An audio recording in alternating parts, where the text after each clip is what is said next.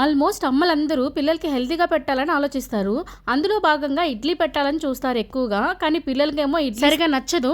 మా పిల్లలు కూడా అంతే, ఇడ్లీ అంటే ఎక్కువగా ఇష్టపడరు అనమాట. అందుకని వాళ్ళ కోసం ఇట్లాగా హెల్తీగా ఉంటుంది, అలాగే చాలా టేస్టీగా తీయగా అనిపిస్తుంది కదా, ఇష్టంగా తినేస్తారు. దానికోసం నేను ఏం చేస్తానంటే కొంచెం బెల్లం కరిగించేసి అందులో కొద్దిగా కొబ్బరి ఇంకా బాదం యాలకులు పౌడర్ చేసుకొని ఇడ్లీ పిండిలో కలిపేస్తాను. మనకు గనక పనసాకులు కనుక దొరికితే వాటిని పొట్లాల్లాగా చేసుకొని దాంట్లో కూడా చేసుకోవచ్చు ఈ ఇడ్లీని. బయట పొట్టిక్కలని దొరుకుతున్నాయి కదా హోటల్స్లో రీసెంట్గా, అవే అనమాట ఇవి. మనకి ఓపిక ఉంటే పొట్లాలు చేసుకొని దాంట్లో ఇడ్లీలు పెట్టుకోవచ్చు, లేదనుకుంటే ఇలా కూడా చేసేసుకోవచ్చు. చాలా త్వరగా అయిపోతుంది. మళ్ళీ వాటి కోసం ఈనెలు కట్ చేసుకొని మళ్ళీ వాటిని పొట్లాలుగా చేసుకొని అందులో పెట్టుకొని అలా చేసి టైం వేస్ట్ చేసుకునే దానికన్నా ఇలా కూడా చేసుకోవచ్చు. ఇలా కూడా పనసాకు ఫ్లేవర్ ఇడ్లీకి బాగా పడుతుంది. దానివల్ల ఇడ్లీ టేస్ట్ కూడా ఇంకా ఎన్హాన్స్ అవుతుంది అనమాట. నేనైతే ఇట్లా చేస్తాను. ఇలా చేసినప్పుడల్లా పిల్లలు ఇష్టంగా ఈ ఇడ్లీని తినేస్తారు. ఎందుకంటే తీగ ఉంటుంది కదా, ఖచ్చితంగా తింటారు. మీ పిల్లలు కూడా ఇడ్లీ తినని మారం చేస్తే ఇట్లా ట్రై చేయండి. నచ్చితే మీతో రమ్మని లైక్ చేసి సబ్స్క్రైబ్ చేసేయండి.